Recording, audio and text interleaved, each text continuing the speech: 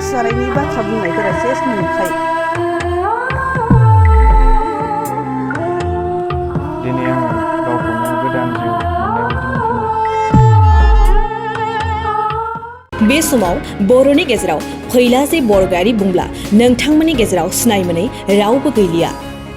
फैला बिथाङा आथिखालाव लाइमोन सेंग्रा सिख्लानि सोलिबाय थानाय थासारिखौ लानानै सांग्रांथि लाबोनो मोगथांजों नङाब्लाबो सावथुननि गेजेरजों गोबां सांग्रांथि लाबोनो नाजानायखौ नुनो मोननाय जादों।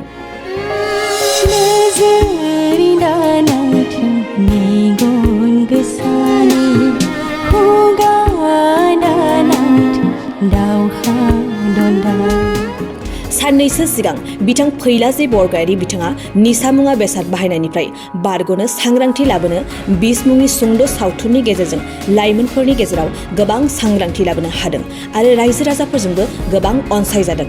बिथाङा आरोबाव बर' लाइमोनफोरखौ सांग्रांथि लाबोनो फैला जे बर'गायारि बिथाङा गोदानै I Want to Be Alive मुंनि सुंद' बर' सावथुन लानानै फैबावदों। बे सावथुना आथिखालनि लाइमोनफोरा उन्दै समनिफ्रायनो ड्राग्स जानो सोलोंनाय आरो न'खराव गोबां दावराव दावसि खालामना ड्राग्स बायना जानो मोनाब्ला बिमा बिफाजों बायदि थासारि सासे लाइमोननि न'खराव सोलिनाय।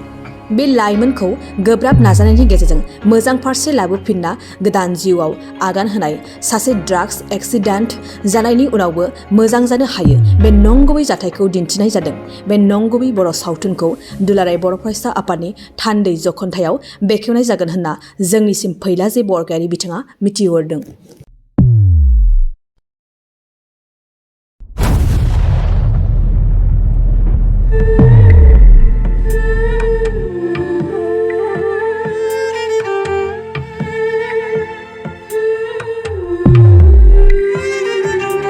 ड्राग्स जानायनि बाथ्रा बुंनायफोरा सेस नंखाय।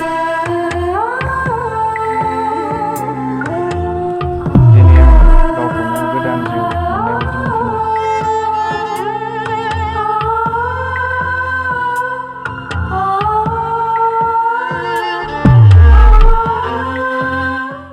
गोजोनथाव खौरां! आसामाव थानाय बयनिख्रुइबो साबसिन सोलोंथाइ होग्रा मिरुफोरनि गेजेराव टेक बुस्टाराबो गंसे। क'क्राझार जिल्लानि सिङाव थानाय CST फिसारि मावख'नि साखाथियाव थानाय खारगावआव बे टेक बुस्टारा दङ। बेयाव बयनिख्रुइबो मोजांसिन सोलोंथाइ आरो नेम सोलिनाय गोग्गो थाखो खथानि सुबिदा दङ। सारा भारतनि गेजेराव सायख'जानाय बायदि सोलोंथाइजों सोमोन्दो थानाय फोरोंगिरिफोर दङ। टेक बुस्टाराव प्रफेशनेल जार्नालिस्ट आरो टेकनिकेल कर्सफोरखौ होनाय जायो। 24 घन्टा रैखाथिनि थाखाय मोजां सुबिदा आरो टेक बुस्टारा नोंथांमोनखौ सौहैहोगोन नोंथांनि थांखिसिम। टेक बुस्टारा नोंथांनि सिमांखौ जाफुंसारनांगौनि थाखाय गांल' नङा, साहस आरो गोहोबो होगोन। सोलोंथाइ लाखांनायनि उनाव 100% प्लेसमेन्टनि खाबु दङ।